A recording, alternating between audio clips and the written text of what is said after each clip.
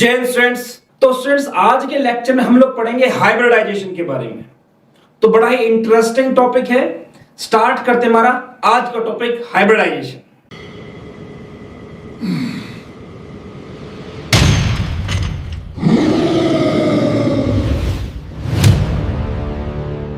तो स्टूडेंट्स हमारा जो आज का टॉपिक है यह है हाइब्रिडाइजेशन। क्या होती है हाइब्रिडाइजेशन? देखिए बायो में हो सकता है आपने काफी बार ये वर्ड सुना हो हाइब्रिड।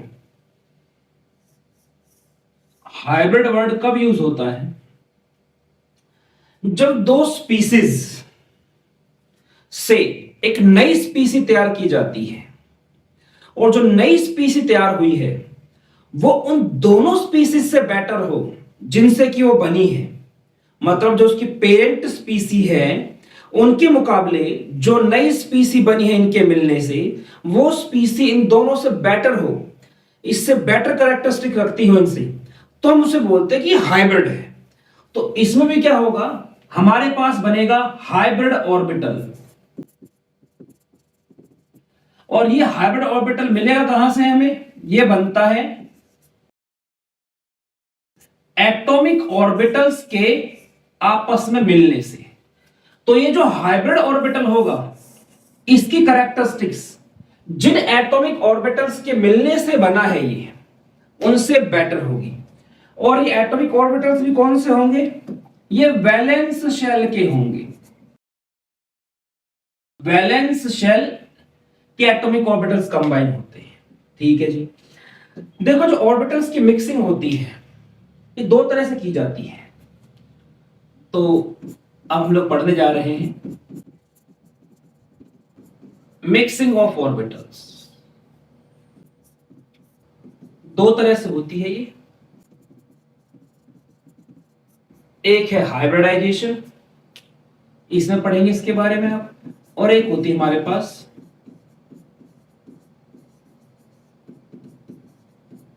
मॉलिक्यूलर ऑर्बिटल थ्योरी, इसमें पढ़ते हैं आप इसके बारे में। दोनों में एक बेसिक सा फर्क जो है मैं बता देता हूं क्या डिफरेंस रहता है इनमें। जैसे हाइब्रिडाइजेशन में क्या है, जैसे हमारे पास ये न्यूक्लियस है, ये किसी एटम की 1s सब शेल है, ये 2s सब शेल है और ये 2px 2pz 2py। ठीक है। तो इसमें क्या होता है, जो इसकी वैलेंस शेल है, सेकंड शेल मान के चले इसमें 2s और 2p, तो इसी एटम के 2s और 2p के जो ऑर्बिटल्स है वो मिक्स होने लग जाते हैं। ठीक है। तो ये एक एटम के ही अंदर मौजूद ऑर्बिटल्स के बीच में होती है हाइब्रिडाइजेशन। जबकि इसमें हम किस तरह के केसेस पढ़ते हैं?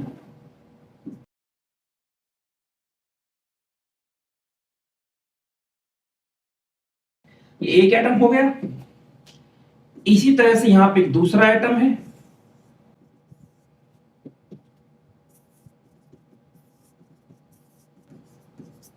इस तरह से। तो ये दो अलग अलग एटम थे। ठीक है। वो चाहे एलिमेंट अलग हो या एलिमेंट सेम हो वो सेकेंडरी चीज है। दो एटम है ये, इनके एटॉमिक ऑर्बिटल्स, अलग अलग एटम के एटॉमिक ऑर्बिटल्स जब आपस में कंबाइन होते हैं, जब आपस में कंबाइन होते हैं, ठीक है, तो इससे इस मिक्सिंग को हम पढ़ते हैं मॉलिक्यूलर ऑर्बिटल थ्योरी के अंदर। और जब एक ही एटम के ऑर्बिटल कंबाइन होते हैं, एक ही एटम के, तो उसे हम पढ़ते हैं हाइब्रिडाइजेशन के अंदर। तो हम इसकी बात नहीं करने वाले हैं फिलहाल, हम बात करेंगे हाइब्रिडाइजेशन की। तो ये हमारा टॉपिक है। ठीक है। तो हाइब्रिडाइजेशन है क्या, अगर देखिए तो ये है आपका mixing of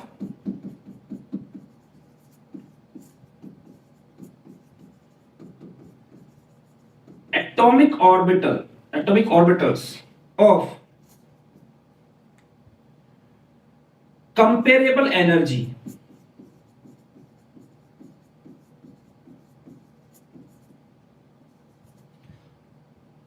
of the valence shell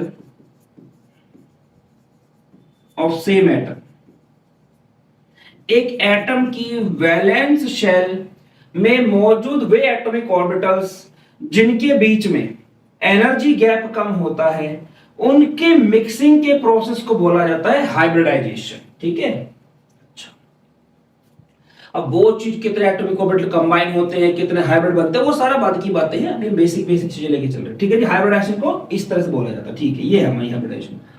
अब आगे क्या है इसमें, अभी कहता है इसकी जरूरत क्यों पड़ी, कैसे कैसे इसकी जरूरत आई, किन चीजों को हमें एक्सप्लेन करने में दिक्कत आ रही थी। तो देखो मीथेन जो होता है, मीथेन CH4, ये मॉलिक्यूल आप सभी ने देखा होगा।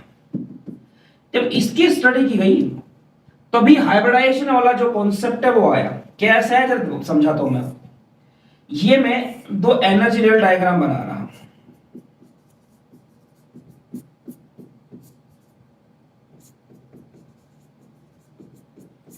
मैं यहां बात कर रहा हूं कार्बन की। ठीक है, ये मान लीजिए कार्बन का न्यूक्लियस है, ये इसका 1s, ये इसका 2s और ये इसका 2p। तो हमें पता है कि 1s2 2s2 2p2 ये उसकी कॉन्फ़िगरेशन होती है ग्राउंड स्टेट में। ठीक है, और एक्साइटेड स्टेट में क्या रहता है, 1s 2s 2p। इसके 2p का जो एक इलेक्ट्रॉन है वो क्या करता है, वो यहां से निकल के यहां चला जाता है।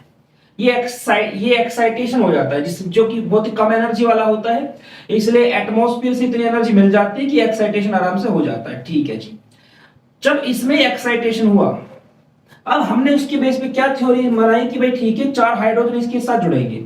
तो हमें जो उम्मीद थी, जो हम मतलब साइंटिस्ट ने जो सोचा, उन्होंने कैसे सोचा इस चीज को कि देखिए ऐसा है, हाइड्रोजन की कॉन्फ़िगरेशन तो है 1s1, इसके पास एक अनपेड इलेक्ट्रॉन है। कार्बन होता है 1s2 2s2 और 2p2। जब ये एक्साइटेड स्टेट में जाता है तब जाके बन जाता है 1s2 2s1 और 2px1 2py1 2pz1, ऐसे बन जाता है भाई। ठीक है, 4 अनपेड इलेक्ट्रॉन हो गए, इन चारों के साथ क्या होगा, एक एक हाइड्रोजन आएगा। हाइड्रोजन जो है, एक हाइड्रोजन इसके साथ कंबाइन हो जाएगा, एक इसके साथ कंबाइन हो जाएगा, एक यहां कंबाइन हो जाएगा और भाई एक यहां कंबाइन हो जाएगा।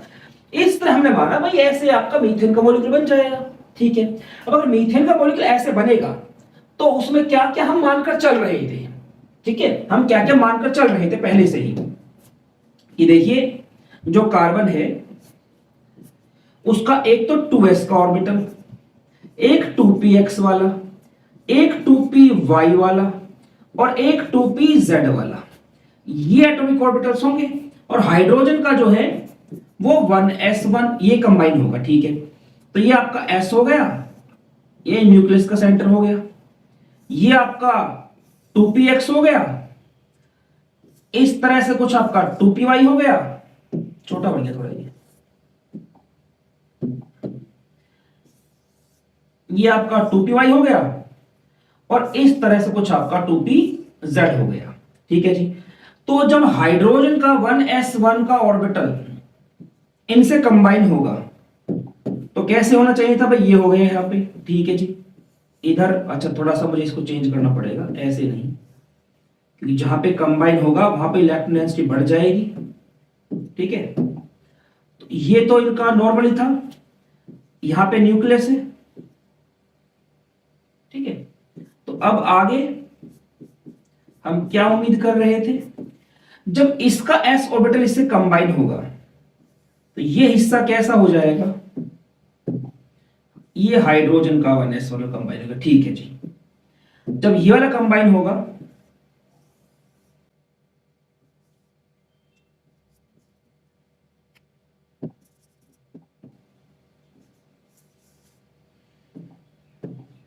ये यहां पे कंबाइन हो गया, हाइड्रोजन 1s यहां भी कंबाइन हो गया, यहां भी कंबाइन हो गया। ठीक है जी, ठीक है, देखो जिस तरफ कंबाइन होता है ना उस तरफ का जो लूप होता है ये बड़ा हो जाता है, तो अब क्या है, हमें उम्मीद ये थी कि CH4 में जैसे कार्बन का 2s और हाइड्रोजन का जो 1s कंबाइन होगा, तो क्योंकि यहाँ पे डिस्टेंस कम होगी, इंटरन्यूक्लियर डिस्टेंस, बॉन्ड लेंथ छोटी होगी यहाँ पे, और जहां पे p वाले ऑर्बिटल आएंगे, px py pz वाले, वहां पे बॉन्ड लेंथ क्या आएगी, वहां बॉन्ड लेंथ बड़ी आएगी।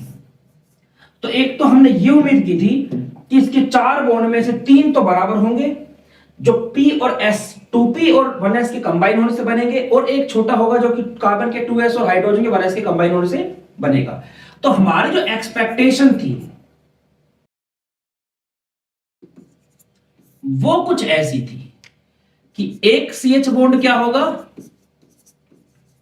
छोटा होगा, और 3 CH बॉन्ड जो होंगे उसके मुकाबले क्या होंगे, लार्जर होंगे। और ये छोटा होगा ये किससे बनेगा, ये 2s और 1s के कंबाइन होने से बनेगा, और जो बड़े हैं वो 2p और 1s के कंबाइन होने से बनेंगे। एक तो ये बात दिमाग में आई। दूसरी चीज क्या है, जो ये px py pz ऑर्बिटल होते हैं, ठीक है ना, ये जो आप देख रहे हैं ये एक दूसरे से 90 डिग्री पे होते हैं, है ना। ये क्या आपके, एक ऐसे हो गया, ये आपका 2p z ये इस तरह से हो गया, और एक ऐसा होगा जो बाहर की तरफ निकला हुआ होगा, और इसका दूसरा हिस्सा कहां गया हुआ होगा, अंदर की तरफ। जो हिस्सा बाहर निकला हुआ उसको हम डार्क दिखा दिया, जो अंदर गया हुआ होगा, ठीक है, ये हिस्सा अंदर गया हुआ होगा। तो इस तरह इनके बीच में क्या होता है, इन सबके बीच में 90 डिग्री के एंगल होते हैं। जैसे कि अगर मैं आपको समझाऊं अपनी बात को, ये हमारे पास x एक्सिस, एक हमारे पास z एक्सिस, और जो आपकी तरफ जाएगी ये y एक्सिस है। तो px क्या होता है, px ऐसे है, x एक्सिस के अलोंग है। जो py है वो ऐसे सामने की तरफ जाके पीछे की तरफ है, और जो pz है वो यूं है। तो ये सारे के एक दूसरे से देखो 90 डिग्री पे है, ये सारे एंगल के एक दूसरे से 90 डिग्री पर है ना। तो अगर हाइड्रोजन का 1s यहां पे आएगा 2px पे, 2pz को पकड़ेगा, यहां पे आएगा 2py को पकड़ेगा, और यहां पे आएगा 2px को पकड़ेगा।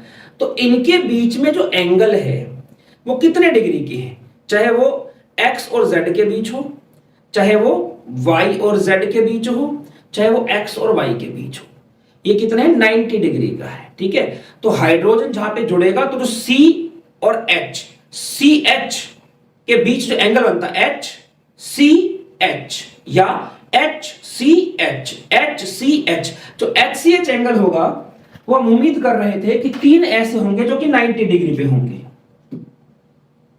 ठीक है। 3 जो HCH बॉन्ड बनेंगे हमारे पास, HCH एंगल बनेंगे, वो कितने डिग्री पे बनेंगे, 90 डिग्री पे। और एक कहां बनेगा, एक उससे अपोजिट डायरेक्शन बनेगा। अब ये अपोजिट का मतलब और समझ लो जरा एक बार इसको। अपोजिट का मतलब क्या है, जैसे जब वो 3 जो x y z पे बने हैं, एक y पे, एक इधर से x पे और एक इधर से z पे, ये बन गए। तो देखो ये जो हिस्सा है ना, ये आप अगर इसको ध्यान से देखो ना, तो ये आपके 8 क्वाड मतलब 8 हिस्से बन रहे हैं। एक ऊपर की देखो, समझो 1 2 3, इन तीनों को मिलाऊंगा, एक हिस्सा बन गया यहां पे। ठीक ऐसे इसके पीछे यहां पे एक हिस्सा बनेगा, 1 2 3 2, एक हिस्सा यहां बनेगा 1 2 3, एक कहां बनेगा 1 2 3, है ना। आई बात समझ में। तो ऊपर वाला जो हाफ हिस्सा, मतलब इसको बीच से काट दूं, और मान लो फुटबॉल है, पूरी फुटबॉल है, इसको बीच से काट दिया, तो जो यहां हिस्सा आया है, ये हिस्सा ऐसे ही क्या 3 ऊपर और बन जाएंगे, टोटल ऊपर कितना 4, और ऐसे 4 क्या बनेंगे, नीचे बनेंगे। तो एक तरह से मैं कह सकता हूं ये हिस्सा कितना बन गया फुटबॉल का, 1/8 वॉल्यूम ऑक्यूपाई कर रहा है। तो जो बाकी इसके जस्ट पीछे यहां पे उम्मीद करेंगे जो एस है ना, जो आपका 2s ऑर्बिटल है, वो 1s के यहां पे कंबाइन होगा इनसे जस्ट अपोजिट साइड में, ठीक है। ठीक, तो एक क्या होगा आपका, एक x मतलब एक जो सल्फर जो एक हाइड्रोजन क्या होगा, वो ज्यादा एंगल पे होगा, पीछे की तरफ जुड़ा हुआ होगा। ये हमारी उम्मीद थी। जब एक्सपेरिमेंटली हमने इन चीजों को देखा कि भाई एक्सपेरिमेंटली देखते हैं क्या कुछ डेटा आता है। एक्सपेरिमेंटली हमने क्या देखा कि चारों जो CH बॉन्ड थे हैविंग सेम बॉन्ड लेंथ, चारों की बॉन्ड लेंथ बराबर थी। और यही नहीं, all HCH bonds are same, सारे सेम थे। कितने में थे? 109 डिग्री और 28 मिनट पे थे, 90 पे कोई था ही नहीं। तो ये ऐसी चीज थी जिसने साइंटिस्ट का दिमाग घुमा दिया कि हम तो जो उम्मीद कर रहे थे वैसा कुछ है ही नहीं, इसके अंदर तो कुछ और ही मिल रहा है। तो अब इस बात को एक्सप्लेन कैसे करें, क्या थ्योरी बनाए? अच्छा, जो आपका मतलब मिला कैसा हमें उम्मीद तो ऐसे की थी कुछ कि 3 तो ऐसे मिल जाएंगे, H H H, और एक पीछे की तरफ मिल जाएगा छोटा बॉन्ड H। उम्मीद हमारी कुछ ऐसी थी। हमें मिला कैसा? हमें कुछ इस तरह का हिसाब किताब मिल गया भाई, टेट्राहेड्रल टाइप का, जहां पे सारे के सारे बॉन्ड एंगल जो थे वो 90 डिग्री के थे, 109 डिग्री और 28 मिनट के थे। कोई पूछ ले कि इसमें कितने HCH बॉन्ड्स हैं, इसमें कितने HCH बॉन्ड्स हैं, कोई ये पूछ ले आपसे, ठीक है? तो कैसे करेंगे देखिए उस चीज को। तो कोई पूछे कितने HCH बॉन्ड्स होते हैं, तो जरा समझना, ये एक तरह से टेट्राहेड्रल मॉलिक्यूल ही है, ठीक है? सारे एंगल 109 डिग्री के हैं इसके। अब जरा देखिए कैसे हम इसमें काउंट करते हैं। HCH, एक HCH बॉन्ड हो गया, ठीक है जी। HCH दूसरा हो गया, HCH तीसरा हो गया। इस बार क्या मैंने इसको कॉमन लिया है, बाकी ये अलग अलग रहे। 4 बॉन्ड हो गए ना, 3 हो गए, 2 और 3, ठीक है? अब मैं इसको पकड़ लेता हूं। एक कैसे बनेगा? HCH, 4 हो गए। एक HCH, 5 हो गए। HCH, 6। तो ध्यान रखना, जो मीथेन मॉलिक्यूल होता है उसके अंदर कितने HCH बॉन्ड होते हैं? उसके अंदर 6 HCH बॉन्ड्स होते हैं। 6 HCH bonds are there in methane molecule. तो आप लोग इसका एक बार स्क्रीनशॉट ले लीजिए, इसके बाद डिस्कस करते हैं आगे। इतना तो आइडिया लग गया था साइंटिस्ट को कि कुछ ना कुछ तो हुआ है कार्बन के एटम के अंदर, कि सारी की सारी CH बॉन्ड लेंथ बराबर आ रही है, सारे के सारे एंगल बराबर आ रहे हैं, मतलब कुछ ना कुछ इसके एटॉमिक ऑर्बिटल्स के साथ हुआ है, कुछ मिक्सिंग वगैरह कुछ हुई है, कुछ ओवरलैप कर गए हैं वे। तो देखिए अब हम क्या पढ़ेंगे।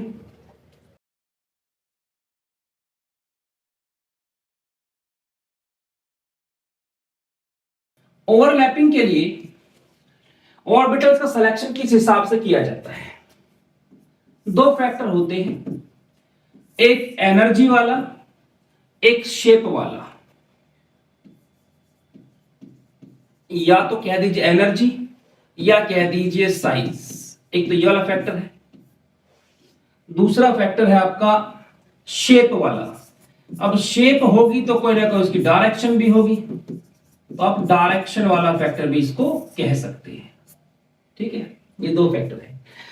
एनर्जी वाला फैक्टर जो है क्या कहता है? वो कहता है कि देखो, जितना किसी ऑर्बिटल की एनर्जी कम होती है वो उतना अच्छी तरह से ओवरलैप करता है और उतना स्ट्रॉन्ग बॉन्ड बनाता है। तो ये किसको प्रेफर करता है? लोअर एनर्जी को।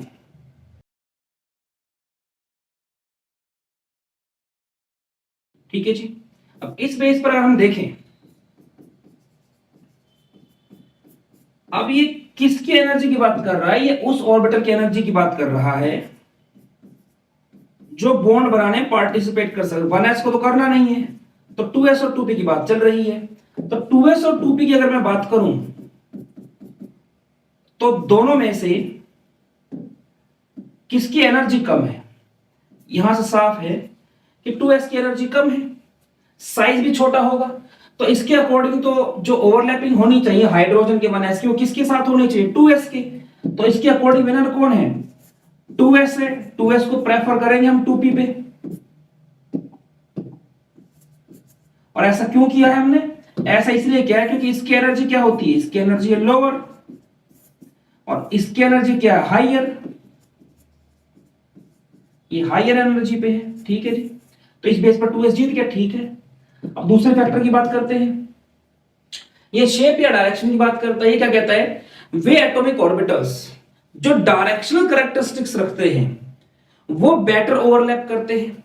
अब अगर डायरेक्शनल कैरेक्टरिस्टिक्स की बात करें तो जो हमारा s ऑर्बिटल है, ये जो हमारा s ऑर्बिटल होता है, ये तो हर तरफ गेंद की तरह होता है। ये हर डायरेक्शन में क्या है? हर डायरेक्शन में एक समान रूप से फैला हुआ है। ये तो हर डायरेक्शन में एक समान रूप से फैला हुआ है ये, तो इसकी तो कोई डायरेक्शन होती नहीं है। तो जो s ऑर्बिटल है कैसा होता है? नॉन डायरेक्शनल होता है, नॉन डायरेक्शनल, ठीक है। जो p होता है वो किसी पर्टिकुलर एक्सिस के अलोंग क्या है? ज्यादा इलेक्ट्रॉन डेंसिटी रखता है। जैसे मैं px की बात करूं तो इसकी क्या है? x एक्सिस के अलोंग इसकी डेंसिटी बाकी एक्सिस के मुकाबले क्या रहेगी? ज्यादा रहेगी। तो एक पर्टिकुलर एक्सिस के अलोंग ये फैला हुआ है। तो इन दोनों में से बात करें तो किसकी डायरेक्शनल कैरेक्टरिस्टिक ज्यादा है? तो यहां से साफ है कि जो p ऑर्बिटल है उसकी डायरेक्शनल कैरेक्टरिस्टिक s के मुकाबले क्या है? ज्यादा है। ये क्या आपका? ये डायरेक्शनल है। तो इस बेस पर अगर देखें तो यहां से क्या पता चलता है कि 2p को प्रेफर करना चाहिए 2s पर। क्यों? क्योंकि ये कैसा है? ये है आपका नॉन डायरेक्शनल और जो 2p है ये है आपका डायरेक्शनल। तो ये तो बड़ी दुविधा आ गई है। क्यों दुविधा आ गई है? एक फैक्टर 2s का सपोर्ट करता है और एक फैक्टर जो आपका वो 2p का सपोर्ट करता है। ये चीज ध्यान रखना, ये वाला फैक्टर इसमें माइनर है, जो ये वाला फैक्टर है ये माइनर है, और जो ये वाला फैक्टर है ये मेजर है। अच्छा जी, क्या कहना चाह रहे हो? थोड़ा खुल के बताओ इस बात को। तो देखो, समझो मेरी बात को, मैं क्या बोलना चाह रहा हूं। अगर मैं कहूं, क्वेश्चन आ जाए आपके सामने, चार ऑप्शन है। क्वेश्चन कहता बताओ इनमें से किसका बॉन्ड स्ट्रॉन्गर होता है। पहला कह रहा है अगर 1s और 1s ओवरलैप करे, दूसरा कहता है 2s और 2s ओवरलैप करे, तीसरा कहता है 2p और 2p ओवरलैप करे, चौथा कहता है इन सभी में बराबर स्ट्रेंथ रहेगी। तो देखो, समझना मेरी बात को। जब सेम शेल की बात आती है, जब सेम शेल की बात आती है तो p को प्रेफर करेंगे s पर, ठीक है। लेकिन अगर डिफरेंट सेल्स की बात आती है तो वहां पे एनर्जी वाले को प्रेफर करेंगे, ठीक है। वहां पे क्या है? एनर्जी वाले को प्रेफर करेंगे। जो बात लिखी है ये किसके लिए लिखी है? सेम शेल के लिए। इस कार्बन केस में हमारी वैलेंस शेल क्या है? सेकंड है ना, इसमें 2s भी आ रहा है, 2p भी आ रहा है। तो इन दो, अब मैं मान लो इन तीनों के लगाऊंगा, अरेंजमेंट लगाऊं इन तीनों की, तो देखो इन तीनों में से सबसे स्ट्रॉन्गर बॉन्ड बनाएगा 1s 1s, क्योंकि उसकी एनर्जी कम रहेगी, ठीक है। लेकिन जो सेम शेल के हैं 2s 2s और 2p 2p, इनमें से स्ट्रॉन्गर बॉन्ड बनाएगा आपका 2p 2p। डायरेक्शनल कैरेक्टरिस्टिक्स को प्रेफर करेंगे आप। जब सेम शेल की बात हो, सबसे कमजोर किसका रहेगा इनमें से? 2s 2s का। आप ऐसे बहुत सारे बच्चे अभी तक s के बॉन्ड को स्ट्रॉन्ग मानकर चल रहे होंगे, ठीक है। तो ध्यान रखना आपको, सेम शेल की बात होगी तो p को प्रेफर करेंगे, और डिफरेंट शेल्स की तो ये देखना किसका प्रिंसिपल क्वांटम नंबर छोटा है, किसके पास जो शेल का नंबर है छोटा। ये पहली शेल की बात कर रहा है, दूसरी की बात कर रहा है, इन दोनों में, ठीक है। ये ऑर्डर रहेगा इनका, ठीक है जी। इतनी बात आ गई समझ में। अब अगला सवाल ये कहता है कि अब यहां से मतलब हाइब्रिडाइजेशन हो रही, मतलब मिक्सिंग हुई है। उन्होंने क्या बोला कि मिक्सिंग हुई है। अब जब मिक्सिंग हुई है तो क्या हुआ है?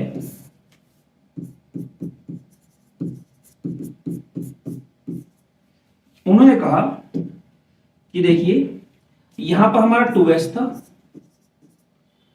और यहां पर 2p था, ऐसे ये 2p और 2s है। तो इन दोनों ने क्या किया होगा ना, अपना कुछ कुछ कैरेक्टर एक्सचेंज किया है। एस ने अपना कुछ कैरेक्टर पी को दिया है और पी ने अपना कुछ कैरेक्टर एस को दिया है, ताकि ये सारे चार ऑर्बिटल कैसे हो जाए, एक जैसे हो जाए। जब एक जैसे होंगे, जब ये आइडेंटिकल होंगे चारों, ये आइडेंटिकल होंगे, तभी तो ऐसा होगा कि उनकी जो बॉन्ड लेंथ है वो इक्वल आएगी, जो उनके बॉन्ड एंगल है वो इक्वल आएंगे। स्पेक्ट्रोस्कोपी से देखे जाते हैं ये बॉन्ड एंगल और ये बॉन्ड लेंथ वगैरह, तो ये तभी तो आएंगे जब ये सेम कैरेक्टर रखेंगे। सेम कैरेक्टर के लिए क्या होगा भाई, ना तो पूरा एस के साथ जुड़ा होगा ना पी के साथ जुड़ा होगा। वो पी के साथ जुड़ता तो ये बॉन्ड बड़े होते छोटे होते, सारे बराबर। मतलब इन्होंने अपना कुछ कैरेक्टर एक्सचेंज किया है, ठीक है ना, कैरेक्टर एक्सचेंज किया है। तो एक अकेला ऐसा ना 3p के साथ अपना कैरेक्टर एक्सचेंज किया है, ठीक। तो देखिए अब क्या होगा इसमें यहां पे जब कैरेक्टर एक्सचेंज हुआ तो उसके परिणाम स्वरूप हुआ क्या, कुछ नए ऑर्बिटल बने। उससे क्या हुआ, कुछ नए ऑर्बिटल बने। अब ये जो नए ऑर्बिटल बने हैं, ये 2s है, ये 2p है। p को क्या चाहिए था, p की एनर्जी थी ज्यादा, वो एनर्जी वाले में हार रहा था, इसको अपनी एनर्जी को कम करना था।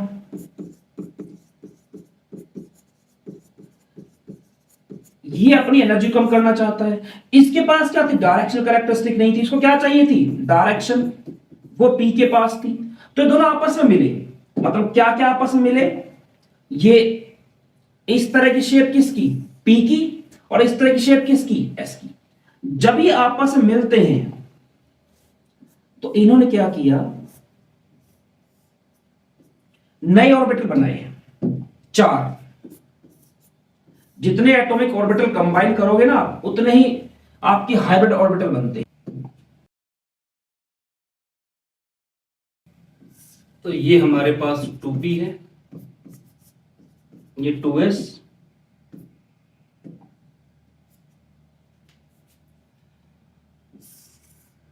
डायरेक्शन कैरेक्टरिस्टिक्स है इसके पास नहीं है, इसकी एनर्जी कम है, उसकी एनर्जी ज्यादा है।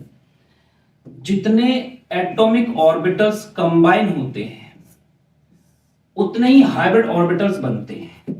तो 3 तो p के और एक s का, 4 मिले हैं तो 4 हाइब्रिड ऑर्बिटल बन जाएंगे। तो एक s और 3 p है, तो इन सभी की हाइब्रिडाइजेशन क्या होगी, sp3 sp3 sp3 sp3, इस तरह से ये है, ठीक है।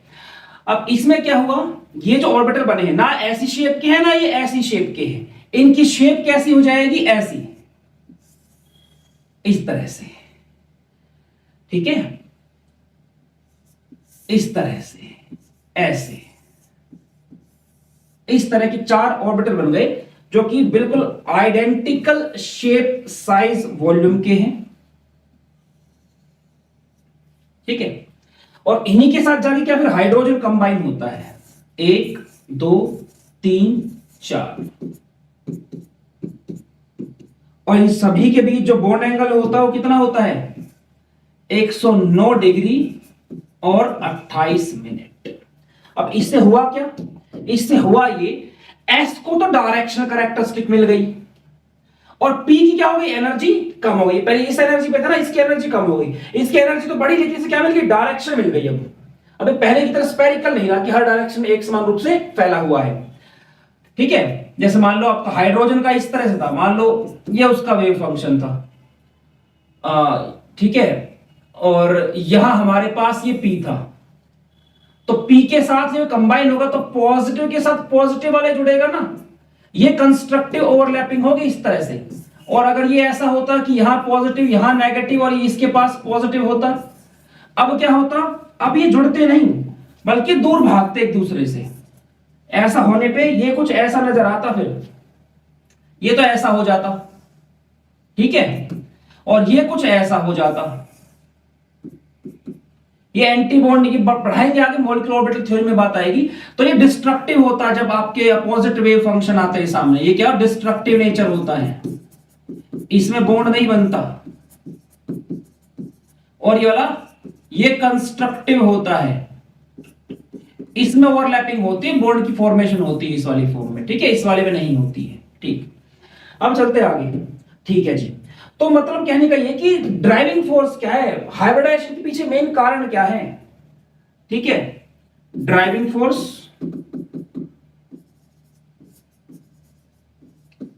For hybridisation. तो क्या, तो देखो जी, दो चीजें हैं इसमें। एक होता है इलेक्ट्रॉनिक फैक्टर,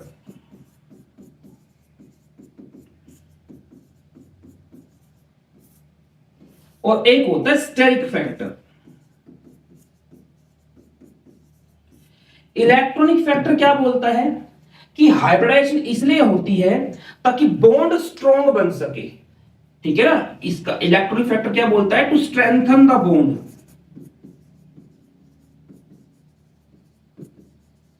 कि जो हाइब्रिड ऑर्बिटल होगा उसका जो बॉन्ड बनेगा वो ज्यादा स्ट्रॉन्ग होगा उनके मुकाबले जो आप प्योर ऑर्बिटल बना रहे थे।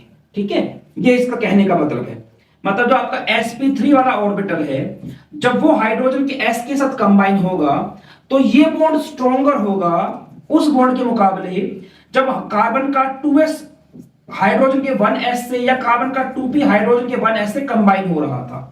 तो इलेक्ट्रॉनिक फैक्टर कहता है बॉन्ड को मजबूती देने के लिए ऐसा करता है। अच्छा जी, ठीक है। और स्टेरिक फैक्टर क्या कहता है, यही मेजर फैक्टर होता है। ये फैक्टर क्या होता है, ये माइनर फैक्टर होता है,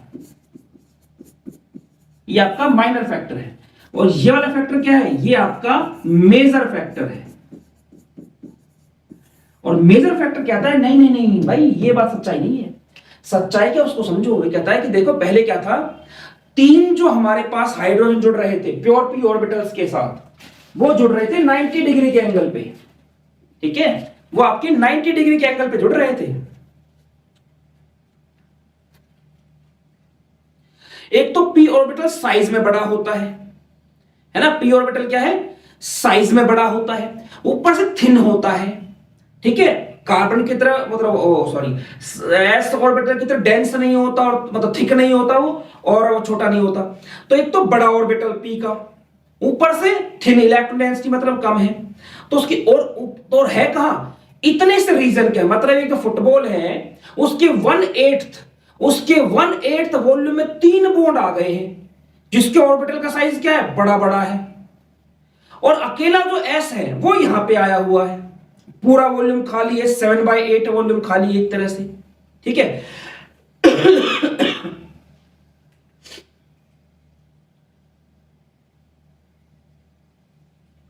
तो लगभग लगा लो 13.5% वॉल्यूम में तो ये आया हुआ है, ये 3। और बाकी का जो लगभग आपका 86.5% वॉल्यूम बचा हुआ है, उसमें कौन, अकेला एस है, उसे क्या टेंशन, आराम से आया हुआ है। ठीक है, तो होता क्या है, यहां पे क्राउडिंग हो जाती है, स्टेरिक हाइंड्रेंस, भीड़ भाड़ है इसका मतलब, स्टेरिक हाइंड्रेंस का मतलब। तो यहां भीड़ भाड़ है कि 90 डिग्री के एंगल पे 3 है। तो होता क्या है, एस जब इसको अपना कैरेक्टर देगा, तो क्या होगा, ये फैलने लग जाएंगे यूं, ये बॉन्ड एक दूसरे से दूर जाने लग जाएंगे यूं यूं यूं, और इनके बीच जो भीड़ भाड़ थी, जो क्राउडिंग थी, वो क्या होने लग जाएगी, कम होने लग जाएगी। एंगल क्या होगा, बढ़ जाएगा। तो एंगल के बढ़ने के पीछे रीजन क्या है, एंगल के बढ़ने के पीछे रीजन है एस ऑर्बिटल का इन 3 पी को अपना कैरेक्टर देना। मतलब जितना एस कैरेक्टर बढ़ता है उतना बॉन्ड एंगल क्या है, बढ़ता जाता है। ठीक है, और 90 से कहां जाके रुकता है आपका, 109 डिग्री और 28 मिनट्स पर। ठीक है, तो इसमें क्या होता है कि 3CH बॉन्ड जो होते हैं are perpendicular are at 90 degree with each other, और लगभग क्या 13.5% वॉल्यूम ऑक्यूपाई कर रहे होते हैं ये, इतना परसेंट वॉल्यूम। इसमें तीनों है, और अकेला जो आपका कार्बन के साथ हाइड्रोजन जुड़ रहा था, जो जिसका 2s और 1s की बात करूं जब मैं, अगर ऐसा होता तो वो कितना वॉल्यूम ऑक्यूपाई कर रहा था, 86.5%। तो इसके तो मजे है भाई अकेले के, और यहां बेचारे तीन भीड़ भाड़ में है। तो जैसे एस इनको अपना कैरेक्टर देना शुरू करता है वो फैलने स्टार्ट होते हैं, ठीक है ना। और थिक होने, क्योंकि देखो जब एस क्या थिक है, वो अपने कैरेक्टर दे रहा है, तो उन वैल्यू वो जो पी ऑर्बिटल्स उनमें क्या बढ़ रहा है, इनमें इलेक्ट्रॉन डेंसिटी बढ़ रही है, जिसका ना फूल रहे और एक दूसरे से क्या जा रहे हैं, दूर जा रहे हैं, तो उससे क्या हो रहा है, उनका एंगल बढ़ रहा है, ठीक है। तो होता क्या है, due to exchange of S character,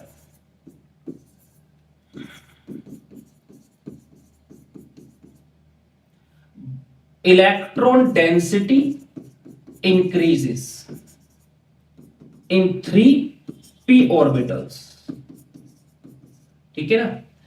और ये इस ऐसे क्या करेंगे, वो क्या करेंगे, वो उनका वो एक दूसरे को रिपेल करने लग जाएंगे, रिपल्शन इंक्रीज कर जाएगा उनके बीच का। So bond angle also increase, और वो बॉन्ड एंगल 90 डिग्री से बढ़े कहां चला जाता है, 109 डिग्री और 28 मिनट तक चला जाता है। अब वहां पे जाके क्या है, ये सफिशिएंट दूरी पर आ चुके हैं, अब यहां पे रिपल्शन वाली दिक्कत नहीं हो रही है। तो वास्तव में जो हाइब्रिडाइजेशन का मेन पर्पस है ना, वो बॉन्ड की स्ट्रेंथ नहीं है। अगर 90 डिग्री पर वो तीन बॉन्ड होते ना, तो भी क्या होता, मॉलिक्यूल को स्टेबिलिटी नहीं मिल पाती, भले बॉन्ड स्ट्रॉन्ग हम मान के जैसे बोल रहे थे कि भाई यहां स्ट्रेंथन करने के लिए है, नहीं नहीं नहीं, ऐसा नहीं है। वास्तव में जिसका मेन रीजन है वो क्या है, उनके बीच रिपल्शन कम हो जाए, उसका बॉन्ड एंगल बढ़ जाए, ठीक है। तो मेन कॉज जो होता है उसका क्या होता है, वो स्टेरिक फैक्टर होता है। इसको इग्नोर नहीं कर सकते, इसे इग्नोर कर सकते हैं, ठीक। अब अगर कोई क्वेश्चन पूछ ले, कहे कि, तो यहां से अच्छा एक बात मैं यहां पे बता देता हूं कि यहां से क्या होता है, हमने कंक्लूजन निकाल लिया है, और कंक्लूजन क्या है कि जितना एस करेक्टर बढ़ेगा, जितना परसेंटेज ऑफ एस करेक्टर बढ़ता है किसी भी बॉन्ड में, उतना ही क्या होगा, आपका बॉन्ड एंगल बढ़ेगा। ये आप ना आगे आगे नोटिस भी करेंगे, हल्का सा मैं यहीं पे आपको बता देता हूं इस चीज के बारे में। जैसे मान लो आप ऐसे करते हो ना भाई, sp3 hybridisation, sp2 hybridisation, sp hybridisation, sp3 है, इसमें कितना परसेंट एस करेक्टर मानते हैं आप लोग, 25%, परसेंटेज ऑफ एस कैरेक्टर कितना है, तो 25 कैसे आया, 3 पी और 1 ऐसे, टोटल 4 हो गए ना, 100 को 4 से डिवाइड करो कितना आ गया, 25। तो एक था तो एक हिस्सा सल्फर का आ गया 25, 75% पी कैरेक्टर। अब sp2 है, टोटल 3 है, 1 एस और 2 पी, 100 को 3 से डिवाइड कर दो कितना आ गया, 33.3% एस कैरेक्टर। अगले वाले में क्या, 1 एस और 1 पी, टोटल 2 है ना, तो 100 को 2 से डिवाइड कर दो कितना आ गया, 50% एस कैरेक्टर। अब इसका असर क्या पड़ता है बॉन्ड एंगल पे, अब यहां मैं कार्बन की बात कर रहा हूं और किसी की नहीं। तो sp3 हाइब्रिडाइज कार्बन का बॉन्ड एंगल कितना लेके चलते हैं, 109 डिग्री और 28 मिनट। sp2 वाले कितना लेके चलते हैं, 120 डिग्री, और sp वाले कितना लेके चलते हैं, 180 डिग्री। तो क्या देखा, जैसे जैसे परसेंटेज ऑफ एस कैरेक्टर बढ़ रहा है, हमारा बॉन्ड एंगल भी बढ़ रहा है, ठीक है। अच्छा, अब एक क्वेश्चन आ जाए अगर कि अरेंज, कि बॉन्ड स्ट्रेंथ के ऑर्डर में लगाना है आपको, ठीक है। ये 4 ऑप्शन है, 2s 2s की ओवरलैपिंग हुई, 1s 1s की, फिर 2p 2p की, फिर sp3 हाइब्रिड ऑर्बिटल की sp3 के साथ ही हुई है, और इसमें s और p किसके है, सेकंड शेल के। तो ये बात ध्यान रखना जरा मैं जो बोल रहा हूं, जो हाइब्रिड ऑर्बिटल होता है उसका नाम क्या, हाइब्रिड। हाइब्रिड मतलब क्या था, अपने माता पिता के मुकाबले क्या होगा, जो बेटर कैरेक्टरिस्टिक रखे, मतलब जिन ऑर्बिटल्स के मिलने से बना है उससे बेटर बॉन्ड बनाएगा ये, ठीक है। तो बना किससे, 2s और 2p के मिलने से बना है ना, तो 2s और 2p इन दोनों से क्या होगा, स्ट्रॉन्गर होगा। लेकिन जिस ऑर्बिटल की एनर्जी इससे कम होगी उससे वीक होगा। जैसे इसमें क्या है, 2 सेकंड शेल के हैं तो दोनों यूज हो रहे हैं, जबकि इसमें कौन सा ऊपर, फर्स्ट शेल का। तो सबसे स्ट्रॉन्ग कौन सा होगा आपका, नंबर 1 पे 1s 1s वाली जो ओवरलैपिंग होगी वो, फिर दूसरे नंबर पे आएगा ये हाइब्रिड वाला, और तीसरे नंबर पे फिर आपका डायरेक्शनल कैरेक्टरिस्टिक वाला, और चौथा मिलेगा आपको 2s 2s वाला, ठीक है। तो ये आप लोग ध्यान रखिए। तो स्टूडेंट्स आज के लेक्चर में इतना ही डिस्कस करना था, ठीक है। अब नेक्स्ट लेक्चर में इसके आगे का जो टॉपिक है उसको हम लोग डिस्कस करेंगे। तब तक जितना हो सकता है ज्ञान बटोरते रहो, अपने टीचर्स का सम्मान कीजिए। मिलते हैं नेक्स्ट लेक्चर में, तब तक फिजिकली, मेंटली और स्पिरिचुअली तगड़े होने में ध्यान दीजिए। जय हिंद।